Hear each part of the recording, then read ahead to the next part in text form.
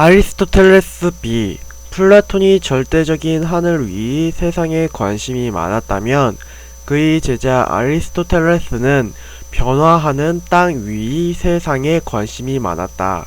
하지만 그는 아직 플라톤이 거대한 그늘에서 완전히 벗어난 것은 아니어서 보편적인 지식이나 초월적인 관념에 대해서 어느 정도 인정했다. 현실을 넘어선 초월적인 근원을 탐구하는 학문을 일반적으로 형이상학이라고 하는데, 이 용어도 아리스토텔레스의 저서에서 기원한다. 나중에 발견된 아리스토텔레스의 저서들 중에 이름이 없는 것들이 있었는데, 이 내용들은 자연 현상에 대한 탐구가 아닌 그 근원에 대한 내용들이었다. 그래서 후세 사람들이 이 원고들을 묶어서 그저 자연학 다음에 놓은 강의안이라는 뜻에서 메타피지카라고 명칭하였고, 이를 형이상학이라고 번역한 것이다. 형이상학은 현상 이면의 근원을 탐구하는 학문이다. 아리스토텔레스는 물리학, 시학, 생물학, 동물학, 논리학, 수사학, 정치학, 윤리학 등 거의 모든 분야의 학문을 탐구했는데, 이런 개별 학문은 기본적으로 전제하는 근원 개념이 있다. 예를 들어 정치학은 정치라는 근원 개념에서부터 모든 탐구를 시작하고, 생물학은 생물이라는 근원 개념을 전제하고 탐구를 진행한다. 그렇다면 개별 학문의 근원 개념들도 더 궁극적인 근원을 전제하지 않을까? 이렇게 현실 학문의 근원 개념들에 대한 근원을 탐구하는 학문이 형이상학이다. 아리스토텔레스는 가장 근원적이고 보편적인 진리에 대해서도 관심을 가졌지만 그의 주된 관심사는 현실의 존재였다. 그는 실체가 없는 이데아보다는 눈에 보이는 현실 세계의 원리를 파악하고자 했다. 그는 세계에 존재하는 개체들을 진료와 형상이라는 개념으로 구분해서 파악했다. 우선 진료는 무엇인가를 만들 수 있는 재료로 가능성이 상태에 있다. 예를 들어 찰흙은 진료다. 이런 진료를 아리스토텔레스는 가능태라고 불렀다. 다음으로 형상은 진료를 통해 만들어지는 실현의 상태다. 찰흙으로 빚은 코끼리가 형상이다. 그리고 이러한 현상을 현실태라고 불렀다. 여기서 중요한 것은 아리스토텔레스의 형상은 물질적인 진료에 기반한다는 것이다. 이것은 플라톤이 물질적 기반이 필요 없는 이데아에서부터 세계를 이해했던 관점과는 차이가 있다. 아리스토텔레스는 형상이 실현되기 위해서 반드시 필요한 진료의 가치를 높게 평가했고, 그에 따라 자연스럽게 진료의 세계인 현실 세계를 중시했다. 그런데 이런 진료와 형상, 가능태와 현실태는 고정된 개념은 아니다. 흙에서부터 시작해보면 흙이 진료가 되면 형상은 찰흙이 되고, 찰흙이 다시 진료가 되면 형상은 코끼리 작품이 된다. 진료로서의 코끼리 작품이 형상으로서의 전시회 작품이 될 수도 있다. 물질은 가능태로부터 현실태로 운동해 나간다. 이러한 논리 구조를 따라가 볼 때 우리는 계속해서 현실태로 올라갈 수 있고, 그 반대로 가능태의 방향으로 내려갈 수도 있다. 그렇다면 맨 아래와 맨 위에는 무엇이 있을까? 최초의 진료와 최종의 현상은 어떤 모습을 하고 있을까?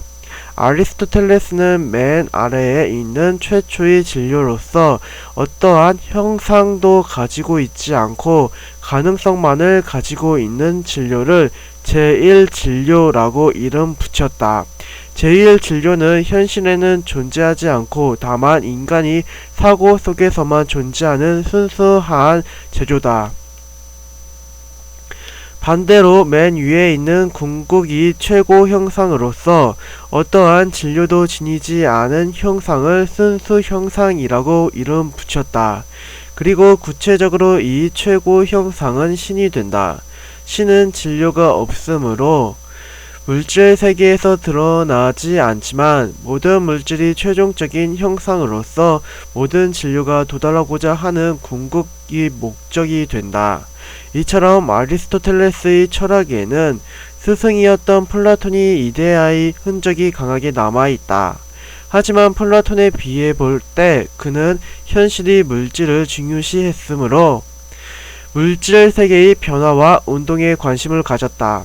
진료와 형상이 설명에 있어서도 아리스토텔레스가 정말 말하고자 한 바는 궁극이 신이 아니라 현실 세계에서 진료가 형상으로 나아가는 운동이라고 보는 것이 더 타당할 것이다.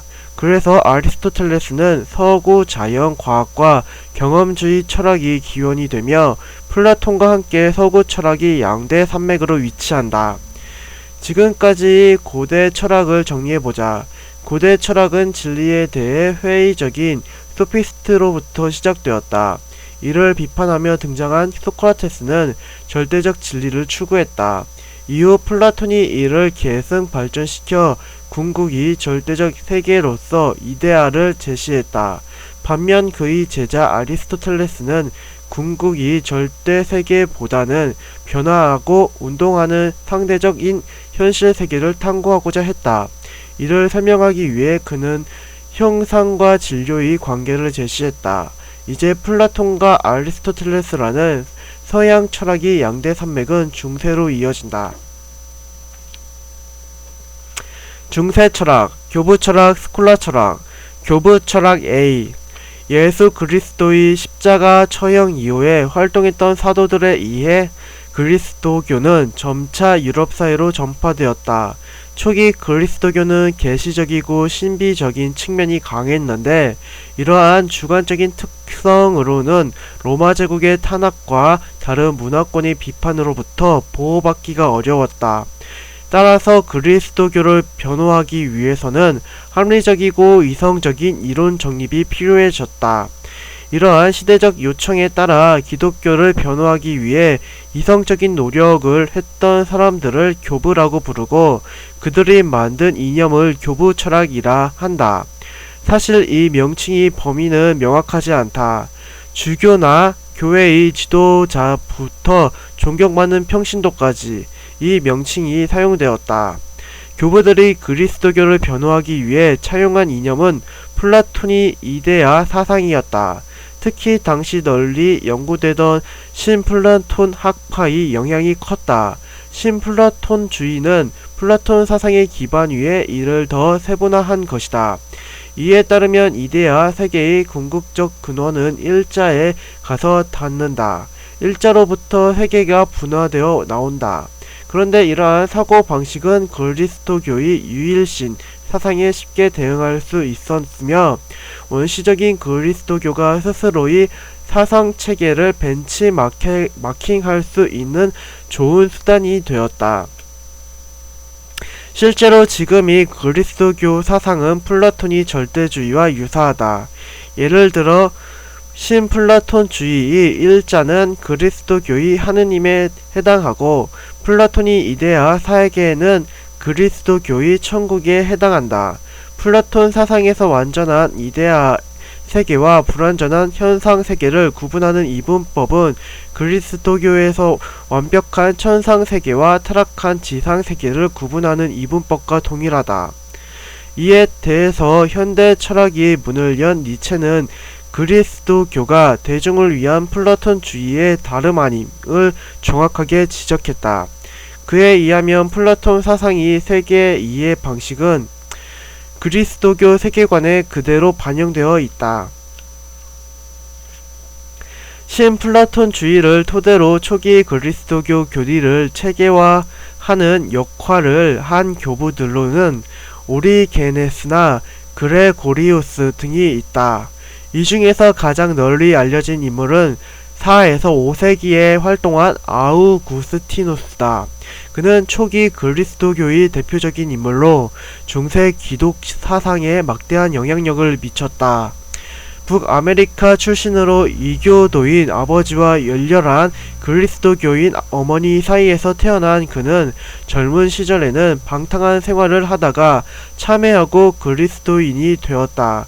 이후 방대한 학문적 지식과 플라톤 사상을 기반으로 그리스도교를 체계화했다. 이러한 그의 삶을 기록한 자서전인 고백론이 유명하다. 아우구스티누스에 따르면 세계는 신이 이데아에 따라서 그의 의지대로 창조되었다. 그리고 지상세계에서 원죄를 짊어진 불완전한 인간은 절대적 존재인 신의 은총에 의해 구원받을 수 있다.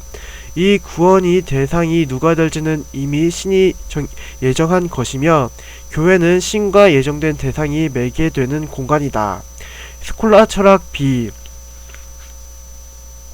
스콜라 철학은 교부 철학이 뒤를 잇는 그리스도교 철학의 흐름이다. 9세기부터 중세가 무너지는 17세기 무렵까지를 스콜라 철학의 시대로 보는 게 일반적이다. 교부 철학이 그리스도교 철학을 정립했다면 스콜라 철학은 이를 증명하고 세밀화했다고 할 수 있다.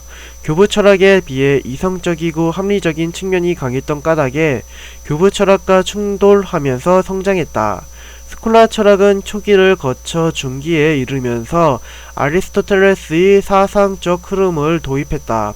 즉 플라톤이 이데아적 절대주의 대신 그동안 기독교 철학 내에서 배제되었던 현실적이고 물리적인 세계에 대한 분석에 차츰 관심을 가진 것이다. 중세 그리스도교 철학 안에서 플라톤주의와 아리스토텔레스주의의 충돌을 잘 보여주는 것이 보편 논쟁이다. 보편 논쟁은 중세 스콜라 철학이 처음과 끝이라고 할 수 있을 정도로 비중이 큰 논쟁이었다. 보편 논쟁의 핵심은 하나의 질문에서 시작한다. 보편이 실제로 존재하는가? 이 얼토당토 않는 질문이 중세 그리스도교 철학을 이끌었다. 당신은 어떻게 생각하는가? 쉽게 예를 들어보자. 지구가 탄생한 이후 전체 인류가 3명이 있다고 해보자. 각각의 이름은 X, Y, Z이다. 이들은 각자 개별자로 존재한다. X는 키가 크고 Y는 수줍음이 많으며 Z는 마르크스주의자다. 이렇게 다양한 개별적 개체들을 우리는 하나의 범주로 묶을 수 있다. 바로 인간이라는 개념으로 말이다. 이 인간이 바로 보편이다.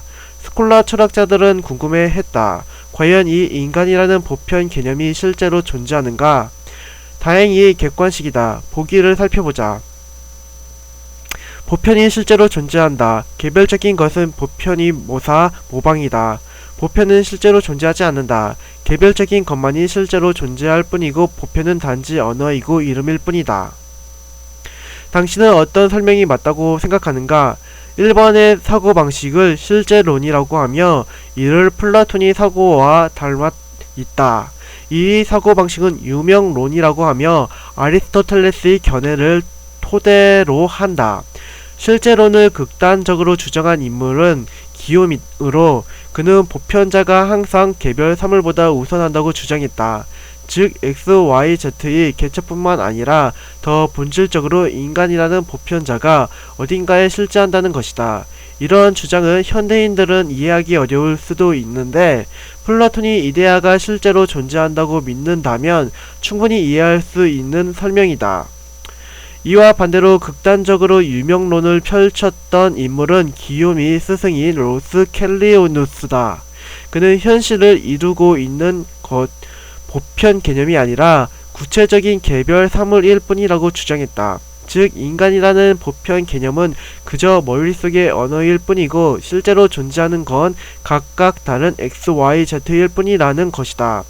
로스 켈리누스는 자신이 유명론을 삼위일체 개념에 연결해서 성부, 성자, 성신이 존재가 따로 존재한다는 삼신론을 전개했다가 교회로부터 이단이라고 비판받고 자신의 견해를 수정하기도 했다. 기욤의 실제론과 로스 켈리누스의 유명론은 중세 교회의 열띤 논쟁을 불러왔는데 이 두 견해를 절충한 인물이 기요미 제자 아벨라르다. 아벨라르는 우선 유명론부터 비판했다. 유명론에 의하면 보편은 단지 언어이며 이름일 뿐 실제로는 텅 비어있는 의미 없는 말이므로 보편 개념이 포함된 문장 역시 이런 의미를 지닐 수 없어야 한다. 하지만 우리는 유의미하게 보편에 해당하는 어휘를 사용해서 문장을 만들고 다른 사람들과 의사소통을 할 수 있다. 따라서 아벨라르는 보편이 실제로 의미와 가치를 가진 것으로 보아야 한다며 유명론의 보편 부정은 잘못되었다고 비판했다. 하지만 동시에 실제론과도 선을 그었다. 그는 보편이 의미를 갖는다 해도 그것은 자연에 존재하거나 물질적인 실체를 가진 것은 아니고 인간 사고의 관념이라고 주장했다. 플라톤적인 이데아로서 보편이 존재하는 것은 아님을 분명히 한 것이다. 아벨라르는 중세의 보편 논쟁을 마무리 짓고 이후 토마스 아퀴나스나 오컨 같은 근대로 가는 길목에 위치한 철학자들을 등장시키는 역할을 했다.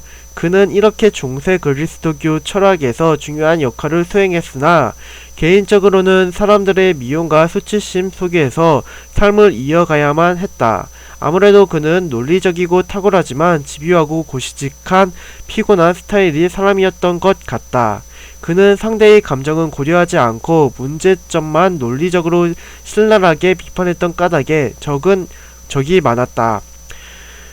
자신이 스승이었던 기욤이 실제론을 끈질기게 비판해서 결국 기욤과 결별한 사건도 당시에 유명했다.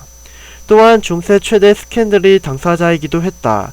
아벨라르는 20살 연하의 제자 엘로이즈와 사랑에 빠졌는데 그녀는 곧 임신을 했다. 하지만 아벨라르는 자신의 명성을 고려해서 결혼을 비밀로 하고 엘로이즈를 수녀원에 숨겨두었다. 아벨라르가 회피한다고 오해한 엘로이즈의 작은아버지는 복수를 계획했고 결국 아벨라르의 하인을 이용해서 그가 잠든 사이에 거세시켰다. 이 사건으로 아벨라르는 부끄러움과 수치심으로 수도원에 들어가 성직자가 되었고 엘로이즈는 수녀가 되었다. 이후 그 유명한 두 사람의 편지 왕래가 시작되었다. 아벨라르가 먼저 세상을 떠나고 나중에 엘로이즈도 그와 함께 묻힌 후 이들의 서신은 책으로 묶여 지금까지 많은 사람에게 읽히고 있다.